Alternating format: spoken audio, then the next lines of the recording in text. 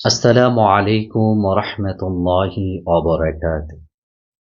আজকে আমি আপনাদের সম্মুখে অজু সম্পর্কে আলোচনা করতে চাই।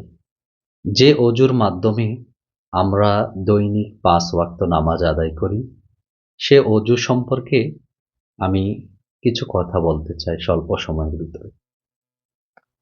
অজুটা আমাদের জন্য একটি ফরজ বিধান। নামাজের পূর্বশর্ত হচ্ছে অজু করা, পবিত্রতা অর্জন করা।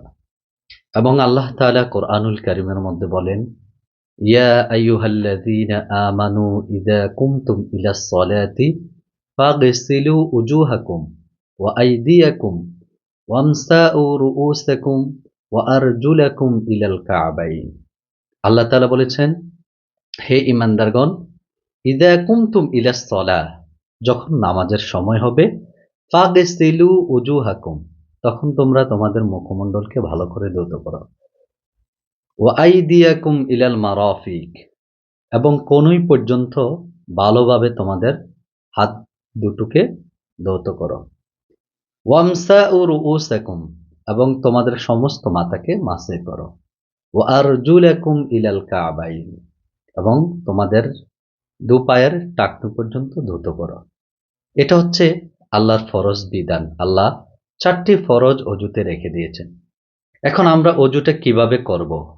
আমরা শুরুতে বিসমিল্লাহি ওয়ালহামদুলিল্লাহ বলে অজু শুরু করব এবং দোনো হাতের কবজি পর্যন্ত ডান দিক থেকে শুরু করে ৩ বার করে ধৌত করব। এভাবে অজু করতে করতে অজুর মাঝখানে আমরা পড়ব যে আল্লাহুম্মা গফিরলি জামবি ওয়া ওয়াসসি'লি ফি দারি ওয়া বারিক লি ফি রিজকি।